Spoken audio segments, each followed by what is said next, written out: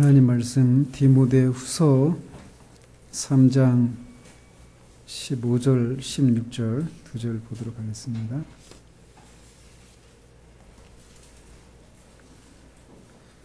디모데후서 3장 15절 16절 두 절입니다. 같이 읽겠습니다.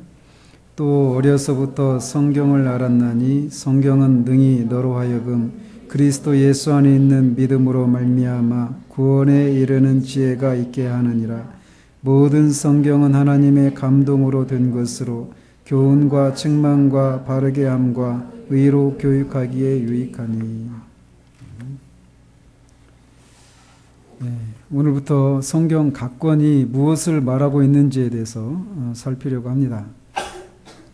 그런데 이제 그 작업을 하기에 앞서 우리가 흔히 간과하거나 또는 너무나 당연한 것으로 생각하기 때문에 살피지 않고 있는 주제들을, 성경에 관한 이 주제들을 좀 살핀 후에 성경 각 권이 무엇을 말하고 있는지에 대해서 살펴야 되겠다 생각이 듭니다. 우리가 흔히 간과하거나 또는 너무나 당연한 것으로 생각하기 때문에 살피지 않고 있는 주제라고 하는 것은 다름 아닌 성경이 과연 하나님의 말씀인가? 그것이 하나님의 말씀이라고 하는 것을 어떻게 알 수 있는가? 우리가 가지고 있는 성경은 신뢰할 만한 것인가? 우리는 성경이 말하는 것에 복종해야 하는가? 혹은 다른 말로 성경이 우리의 신앙과 삶에 대해서 가지는 그런 권위는 무엇인가? 성경의 권위에 대한 문제죠. 성경으로 충분한가? 성경은 이 전문적인 훈련이나 연구 과정을 거친 성경학자들만 이해할 수 있는 것인가? 또 우리가 올바른 신앙생활 혹은 이 충만한 신앙생활을 하기 위해서 성경이 반드시 필요한가와 같은 그런 주제들입니다. 어쩌면 이런 질문들을 이렇게 제가 할 때 여러분 안에서 나름의 어떤 그런 대답들을 하고 계실지도 모르겠어요. 나는 저거에 대해서 어떤 생각들을 갖고 있는지. 그런데 이렇게 성경과 관련된 제가 지금 던졌던 이런 질문들을 다루는 이 분야가 성경론이라고 하는 겁니다. 성경론은 조직신학에 있어서 서론에 해당되는 거예요.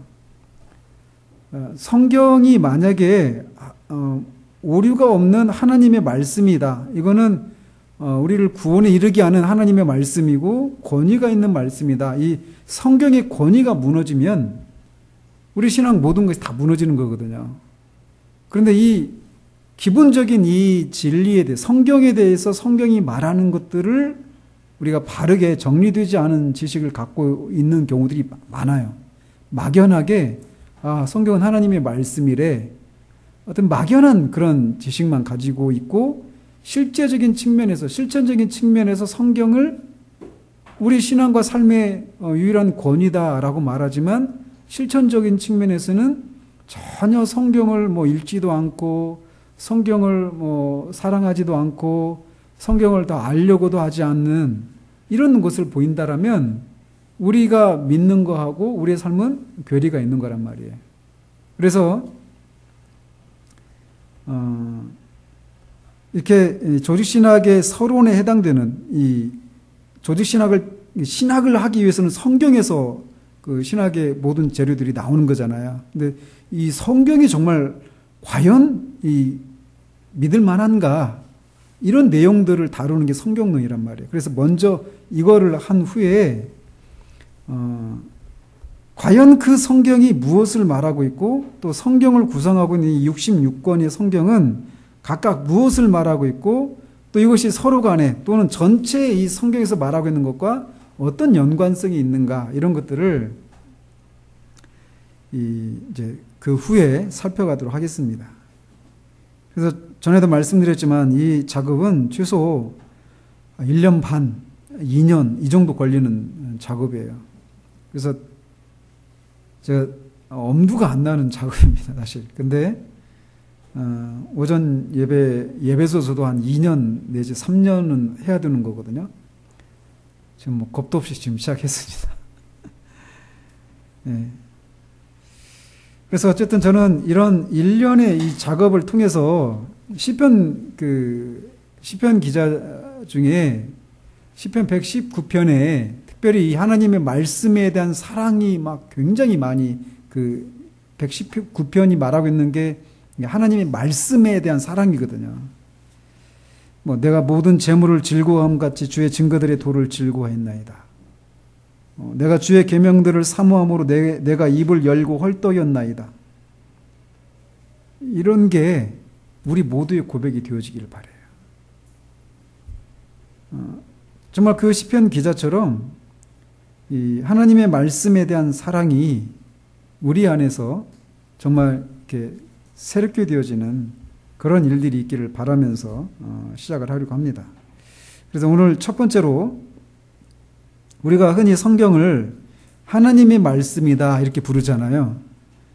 그런데 하나님의 말씀이 우리가 소유하고 읽고 있는 이 성경을 가리키는 말인지 아니면 하나님의 말씀이라고 할 때 이 성경 말고 또 다른 어떤 하나님의 말씀이라고 하는 것이 있는지 이런 것에 대해서 먼저 살피는 것으로 시작하려고 합니다.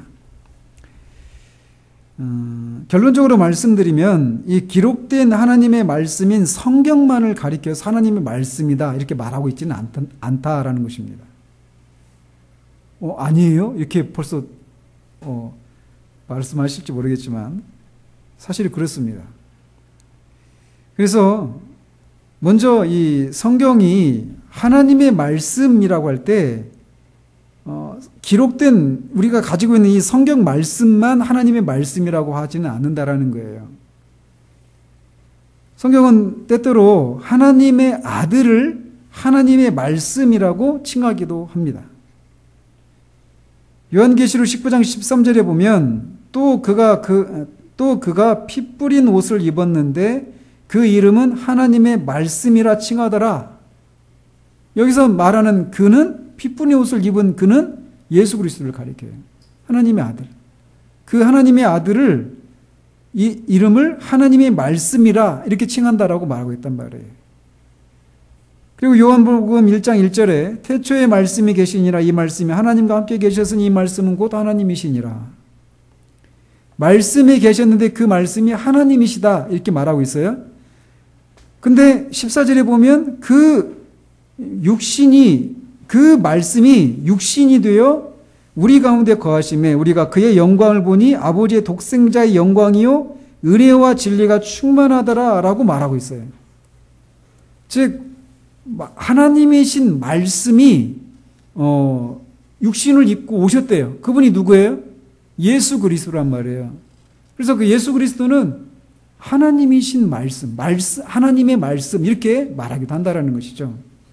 또 요한일서 1장 1절에 태초부터 있는 생명의 말씀에 관하여는 우리가 들은 바요 눈으로 본 바요 자세히 보고 우리의 손으로 만진 바라 라고 말하고 있어서 하나님의 아들을 말씀 혹은 하나님의 말씀이라고 부르기도 한다라는 겁니다. 그런데 이제 하나님의 아들을 하나님의 말씀이다 이렇게 부르는 구절은 이런 구절에서만 그래요. 일반적인 그런 표현이 아니죠.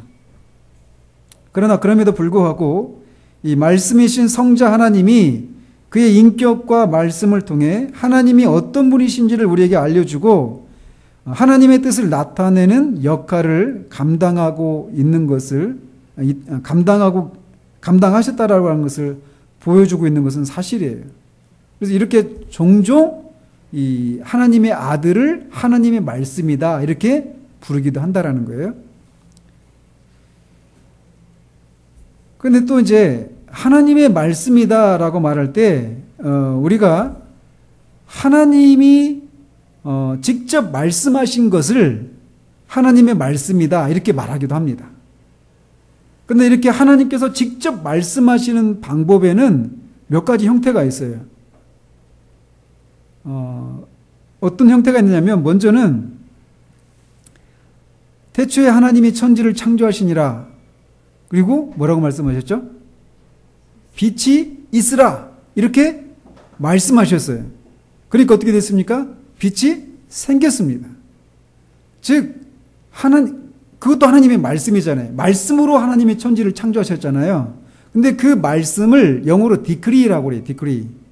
뭐냐면 법령, 포고 이런 뜻이에요. 법. 그러니까 하나님의 말씀이라고 할 때 첫 번째 의미하는 게 뭐냐면 하나님이 어떤 사물이나 어떤 사건을 있게 하거나 생겨나게 하는 그 능력이 있는 하나님의 말씀, 이거를 하나님의 법령이라고 말을 해요.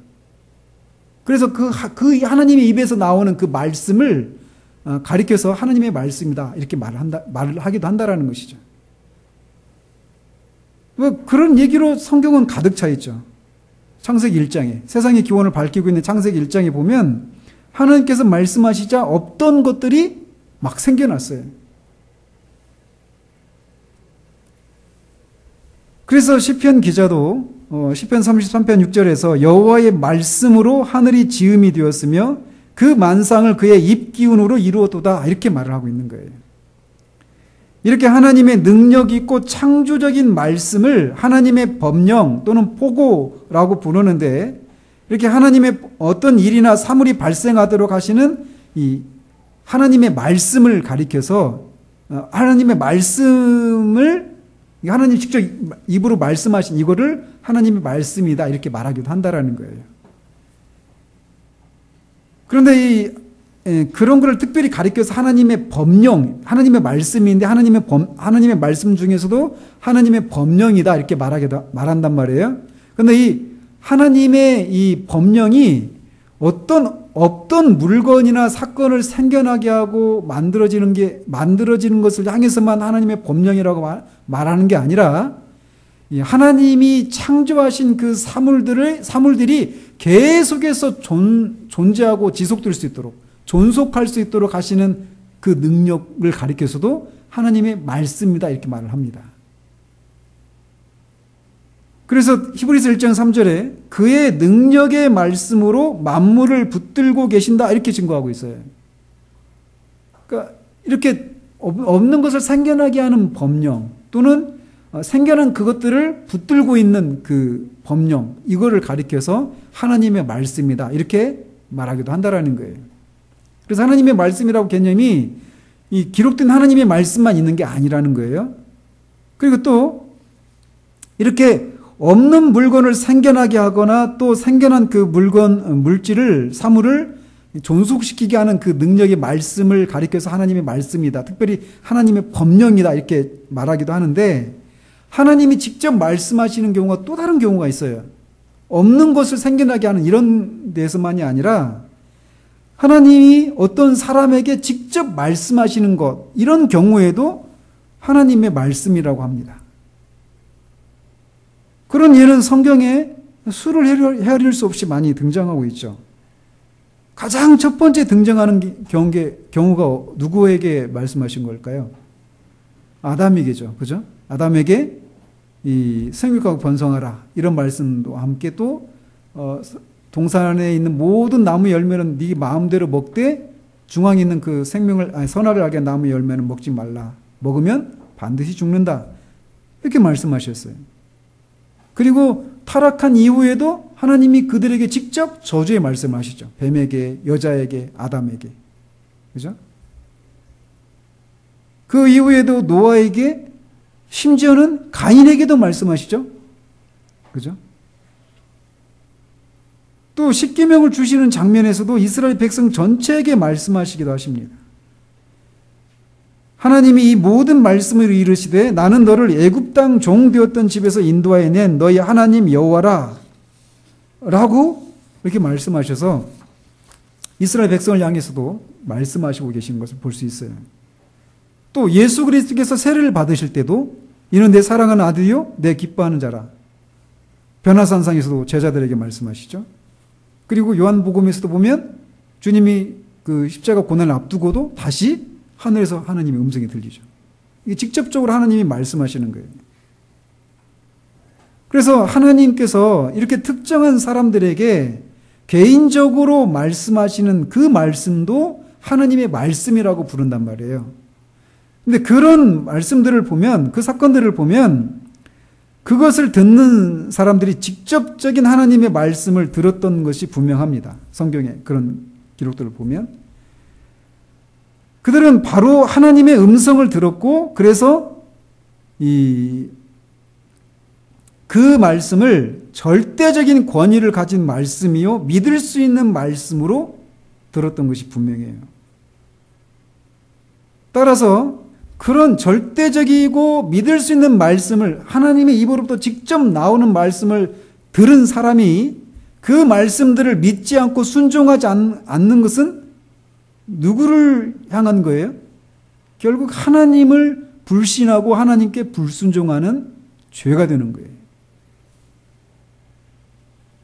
그렇지 않겠어요? 하나님이 직접 하신 말씀을 들었는데 그 말씀을 안 들었다.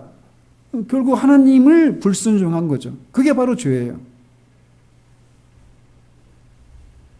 하나님께서 개인적으로 하신 말씀이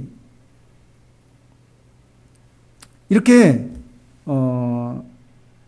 하나님이 실제적인 하나님의 말씀이었다라고 하는 것을 성경에서 이렇게 우리가 여러 군데에서 살펴볼 수 있는데, 그럼에도 불구하고 그렇게 하나님이 직접 사람에게 말씀하셨을 때 그 하나님이 말씀하신 그 말씀은 어떤 언어를 사용했을까요? 그 말씀을 듣는 사람의 언어로 가지고 말씀하셨겠죠. 그죠? 하나님이 하시는 말씀, 사용하시는 언어로 말씀하셨다면 알아들을 수 없겠죠. 그렇죠? 너무 당연하죠.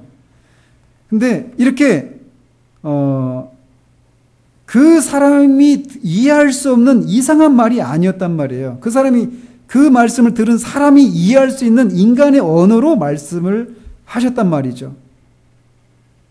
그렇지만 이렇게 인간의 언어로 하나님이 사람에게 직접 말씀하셨는데, 그런 경우라 하더라도 그 하나님의 말씀이 가진 그 특징, 진실성과 어떤 권위를 제한하는 것은 아니다라는 거예요. 하나님이 인간의 말을 사용하셨다 하더라도. 여전히 그것은 하나님의 음성으로 전달된 온전한 하나님의 말씀이었어요. 그래서 그 말씀을 들은 사람들로 하여금 그 말씀을 온전히 믿고 순종하도록 하는 절대적인 그런 의무를 부여하는 그런 권위가 있는 말씀이었다라는 것입니다. 그래서 그 말씀의 어떤 부분이든지 불신하고 불순종하는 것은 그것을 말씀하신 하나님 자신을 불신하고 불순종하는 것이었어요. 이런 의미에서 하나님이 직접 인간의 언어를 가지고 인간에게 개인적으로 하신 말씀, 이것도 하나님의 말씀이다, 이렇게 성경에서 말하고 있다는 거예요. 근데 이번에는 하나님께서 직접 사람에게 말씀하시는 경우가 아니라 그 하나님의 말씀을 받은 사람이 이제 다른 사람에게 전하는 그런 방식으로 하나님의 말씀을 전하는 경우들이 있어요. 어떤 경우들이 있을까요? 선지자들을 통해서 하나님이 말씀하시는 거예요. 다윗에게 왔던 나단 선지자가 하나님의 말씀을 전하잖아요. 그거는 나단 선지자가 전한 말이 아니라 나단 선지자에게 그의 입술에 말씀을 주신 하나님이 나단 선지자를 통해서 말씀하시는 거란 말이에요. 그런 경우들은 두 번째 경우보다 훨씬 더 많습니다. 그죠? 끊임없이 많죠. 그러니까 예레미야의 선지서를 보면은 다 그렇게 하나님이 예레미야에게 말씀하여 이르시되, 이런 얘기들이 수도 없이 나와요. 그래서 1장 9절에 보면 여호와께서 그 손을 내밀어 내 입에 대시며 내게 이르시되 보라 내가 내 말을 입에 두었노라. 그리고 그 앞에 7절에 보면 내가 네게 무엇을 명하든지 너는 말할지니라, 이렇게 말씀하셔요. 하나님은 이렇게 자신이 세우신 종들에게 자신의 말씀을 주시고 그들이 그 말씀을 들어야 할 사람들에게 전하도록 하셨어요. 근데 그런 경우에도 하나님이 직접 어떤 사람에게 말씀하셨을 때 가지는 그 말씀의 권위와 그 말씀이 가지는 그 진실성이 똑같다라는 거예요. 근데 종종 하나님이 세우시지 않은 사람들이 거짓으로 하나님의 말씀을 전하는 경우들이 있죠. 거짓 선지자들을 통해서. 그런 경우에 대해서는 하나님으로부터 엄한 벌을 받았었습니다. 따라서 인간을 매개로 해서, 사람을 매개로 해서 인간의 그 사람의 입술을 통해서 하나님이 말씀하시는 것도 하나님이 직접 인간의 언어를 사용하셔서 사람에게 말씀하시는 것과 똑같은 권위를 가진다라는 거예요. 그래서 그런 선지자들을 통해서 하신 말씀을 불순종하고 불신하는 것은 결국 그의 입술에 그 말씀을 넣어주신 하나님을 불신하고 불순종하는 것과 똑같다라는 거예요. 권위에 있어서 차이가 없다라는 것입니다. 그리고 가장 마지막의 경우가 우리가 흔히 알고 있는 것처럼 기록된 하나님의 말씀, 이것을 우리가 성경이라고 부르는 이 성경이 이 성경을 가리켜서 하나님의 말씀이다 이렇게 부르기도 합니다. 하나님의 말씀이 처음으로 기록된 것은 십계명을 기록한 두 돌판을 주시는 장면에서 나타나요. 출애굽기 31장 18절에 여호와께서 시내산 위에서 모세에게 이르시기를 마치신 때에 증거판 둘을 모세에게 주시니 이는 돌판이요 하나님이 친히 쓰신 것이더라. 또 32장 16절에 그 판은 하나님이 만드신 것이요 글자는 하나님이 쓰셔서 판에 새기신 것이더라. 그 돌판에 하나님이 십계명을 글자를 새겨서 쓰셨대요. 그런데 그 동일한 내용이 이후에 그 34장 1절 28절에서도 똑같이 언급이 됩니다. 그런데 모세가 이렇게 돌판에 하나님이 새겨주신, 글자로 새겨주신 십계명을 가리켜서 이렇게 말하고 있어요. 그 신명기 31장 9절 13절 보면 이렇게 되어 있습니다.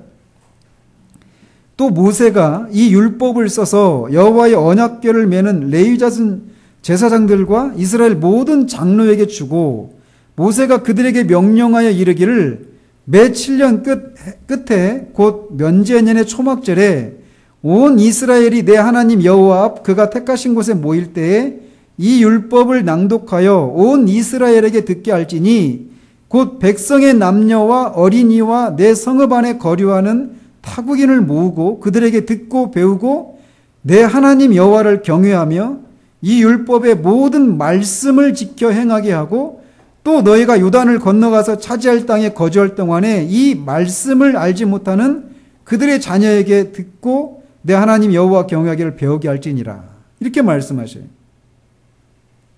즉 매 7년 7년째 되는 면제년 그 해 초막절에 모여서 율법을 낭독하라는 거예요. 그리고 가르치라는 거예요. 근데 그 율법을 가리켜서 말씀이라고 말하고 있다는 거예요. 기록된 말씀을 하나님의 말씀이라고 하고 있다는 것이죠.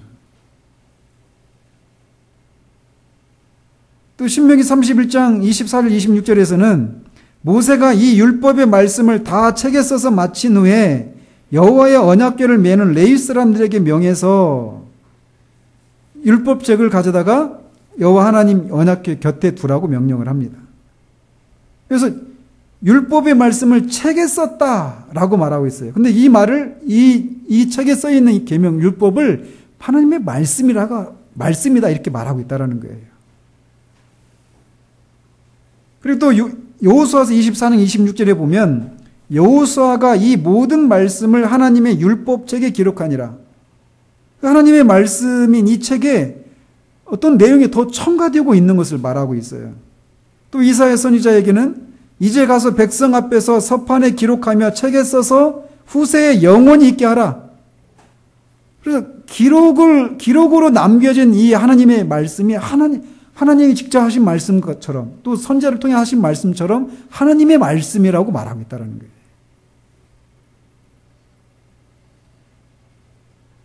예레미야 30장 2절에도 내가 네게 이른 모든 말을 책에 기록하라. 또 신약에 와서도 예수 그리스도께서 하신 말씀을 누가 와서 기억나게 하신다고 그래요?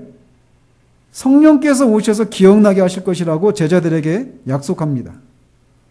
그리고 바울은 이 고린도전서 14장 37절에서 자신이 고린도 교인들한테 쓰는 그 명령이 주님이 명령하신 것이다 라고 말하고 있어요.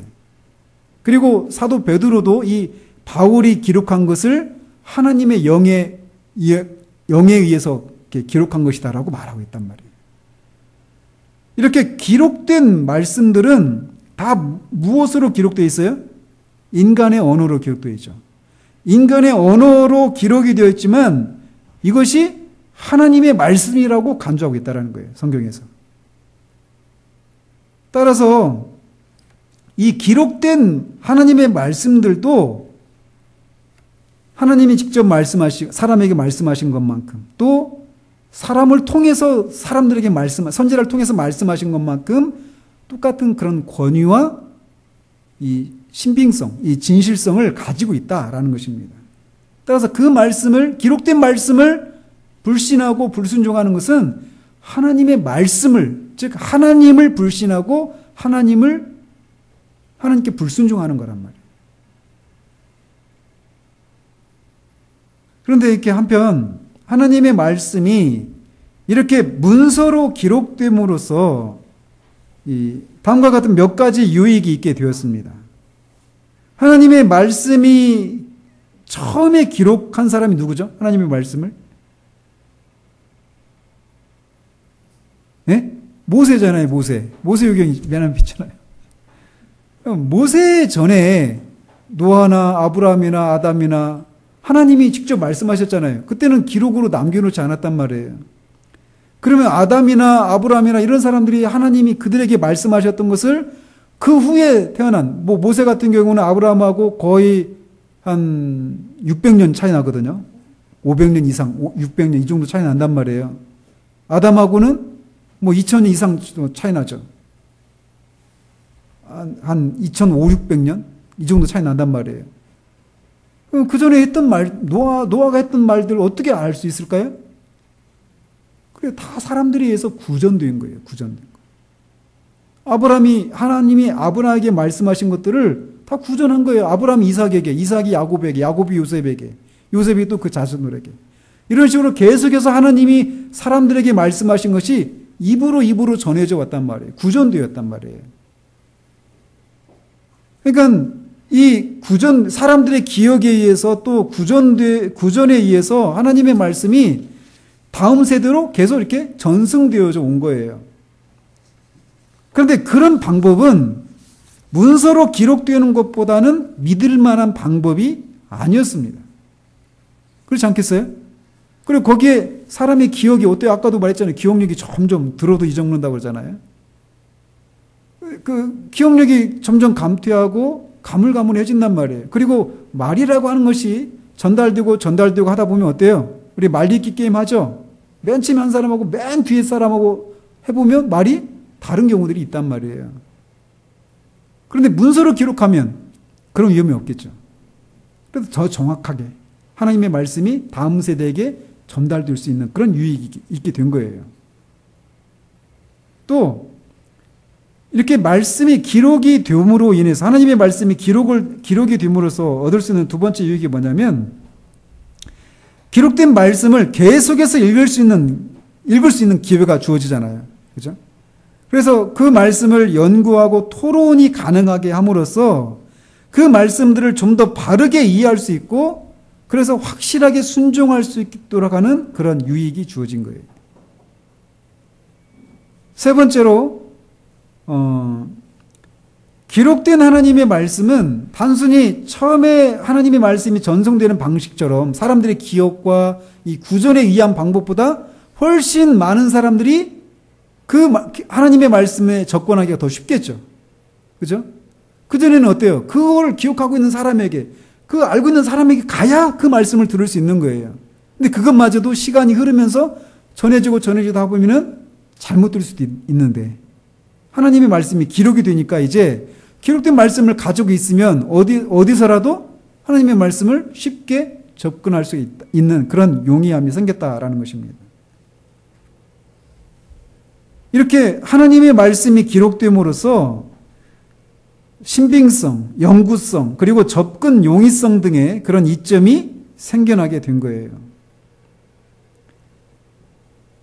그러나 그럼에도 불구하고 하나님의 말씀이 이렇게 하나님이 사람에게 직접 말씀하시거나 선지자와 같은 사람을 통해서 하나님이 말씀하시거나 하는 경우에 가졌던 그런 권위나 진실성에 비해서 기록된 하나님의 말씀이 진실성이나 권위가 떨어진다라고 하는 암시가 전혀 없다라는 것이에요. 기록된 하나님의 말씀도 하나님의 말씀이라는 거예요. 따라서 우리가 이제 하나님의 말씀, 우리가 살펴보게 될 하나님의 말씀은 바로 이 네 번째 방식으로 전해진 하나님의 말씀, 즉 기록된 형태의 하나님의 말씀인 성경을 살펴보려고 하는 겁니다. 근데 이 기록된 하나님의 말씀이 누구에 대해서 증거해요?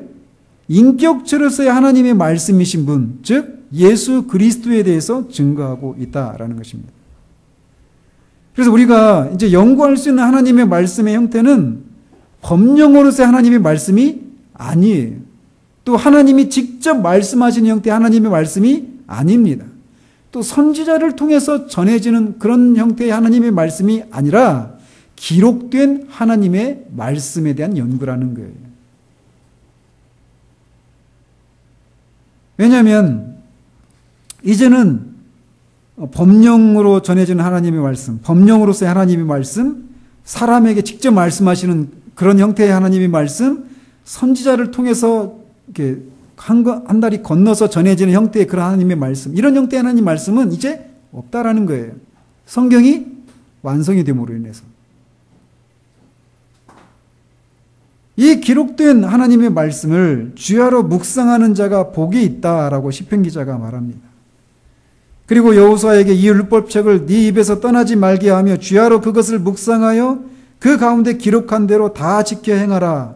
그리하면 네 길이 평탄하게 될 것이다 라고 말씀하시는데 이 말씀이 여전히 우리에게도 적용된다라는 것입니다. 이 말씀은 우리가 오늘 읽은 이 본문처럼 교훈과 책망과 바르게 함과 의로 교육하기에 유익한 그런 말씀이라는, 기록된 하나님의 말씀이다라는 것입니다. 이렇게 우리는 기록된 형태의 하나님의 말씀이신 성경을 가지고 있습니다. 그리고 앞에서도 말씀드린 것처럼 기록된 하나님의 말씀인 성경의 권위는 하나님이 직접 말씀하신 것만큼 동일한 권위를, 진실성을 가지고 있다라는 거예요. 선지자를 통해서 하신 말씀이 가지는 권위와 진실성만큼 기록된 하나님의 말씀도 동일한 권위와 진실성을 가지고 있다라는 거예요. 따라서 그것을 지키지 않는 것은 하나님의 권위에 순종하지 않는 것이고 바로 그것이 죄라고 성경이 말하고 있다는 겁니다. 그런 면에서 기록된 하나님의 말씀에 대한 여러분의 마음의 태도는 어떻습니까? 사실 여기 이제 우리가 포커스가 있는 거예요. 우리가 하나님이 직접 우리에게 말씀하셨다라면, 또 하나님이 영감받은 선지자를 통해서 하나님이 말씀하신 그 하나님의 말씀을 우리가 들었다면, 과연 지금 우리가 기록된 하나님의 말씀, 그거와 똑같은 권위를 가지고 있다라고 말하는, 똑같은 진실성을 가지고 있다라고 우리가 고백하고 있는 이 성경을 대하는 태도와 같은가? 우리 자신을 돌아볼 필요가 있다라는 거예요. 성경은 하나님의 말씀입니다. 직접 말씀하신 것만큼, 선지자를 통해서 하신 말씀인 것만큼. 그런 면에서 이 하나님의 기록된 하나님의 말씀을 대하는 우리의 태도가 어떠한지 봐야 돼요. 다음에는 어떤 책이 성경에 속하는지, 이런 논쟁을 뭐라고 하죠? 정경론이라고 해요. 정경론. 어떤 게 진짜 그 정경인지 아닌지 이런 것을 살펴보도록 합니다. 제가 이제 왜 이런 걸 살피느냐면 앞에서도 말씀드렸지만 우리가 믿는 이유가 분명해야 되거든요. 우리 신앙의 근거가 분명해야 돼요. 만약 이게 우리가 갖고 있는 이 성경이 하나님의 말씀이 아니라면 우리는 완전히 진짜 헛되게 신앙생활을 하는 거예요. 모든 게 다 거짓말이라면 우리가 다 지금 완전히 그냥 바보짓 하고 있는 거란 말이에요. 그래서 우리의 믿음이 진짠가? 이 근거가 분명해야 되는 거예요. 그러니까 어때요? 우리가 믿음을 세우기 위해서도, 견고한 믿음을 세우기 위해서도 분명한 신앙의 근거들을 확인하고 그 터 위에 신앙의 집을 지어야 된단 말이죠. 마찬가지로 대적들은 어떻게 하겠습니까? 무엇을 하겠어요? 이걸 공격하는 거예요. 성경의 권위를 무너뜨리는 거예요. 그 작업들을 하는 거예요. 그게 계몽주 이후에 들어온 새로운 성경 해석 방법인 비평학이에요. 그런 비평적인 그런 방법에 의해서 성경을 하나님의 말씀이 아니라 인간의 다른 책들과 같은 동일한 권위를 가지고 있는 책이어서 인간의 이성에 의해서 성경을 난도질하는 거예요. 이건 우리가 받을 수 없어. 이건 신비로운 것, 초자연 것들은, 신화적인 것들은 다 빼야 돼. 이런 식으로 하면서 성경을 연구하는 거예요. 그런 방법을 인해서 신앙이 완전히 교회가 크게 타격을 입게 되었던 거죠.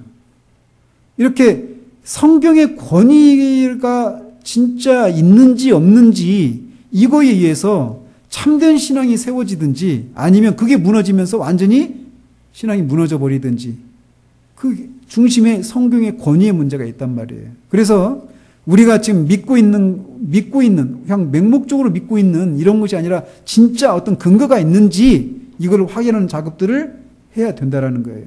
어쩌면 우리는 지금까지 이런 작업들을 거의 안 해왔을 수 있어요.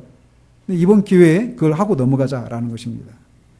다음 주에는 성경의 정경성의 문제를 살펴보도록 하겠습니다.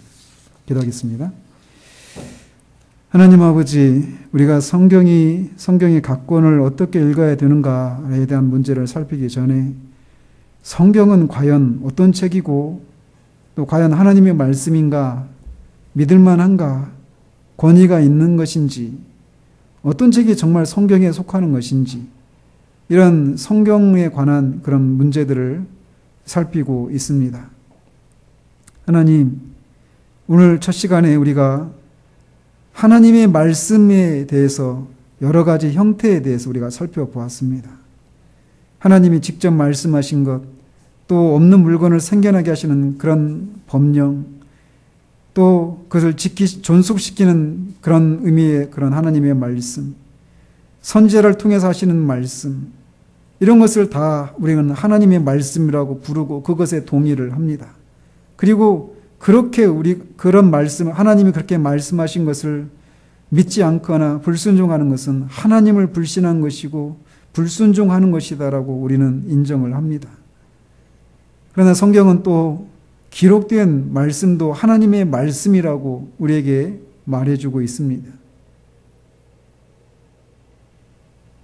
과연 우리는 하나님이 직접 입으로 말씀하신, 사람을 통해서든지 직접 말씀하신 것이든지 그 하나님이 직접 입으로 발설하신 것들에 대해서 가지고 있는 그 하나님의 말씀에 대한 권위를 생각하는 것만큼 기록된 하나님의 말씀에 대해서도 동일한 그런 권위를 인정하고 있는지 우리를 돌아볼 수 있도록 주님 도우시옵소서. 이번 배움의 과정들을 통해서 이 기록된 하나님의 말씀에 대한 권위가 우리 안에서부터 새롭게 되어지는 은혜가 있을 수 있도록 주님 도우시옵소서.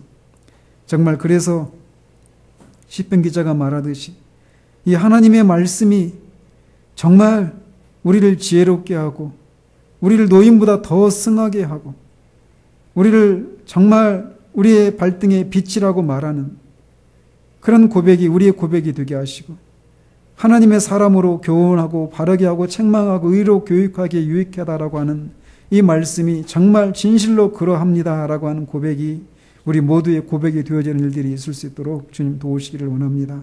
예수 그리스도 이름으로 기도합니다. 아멘.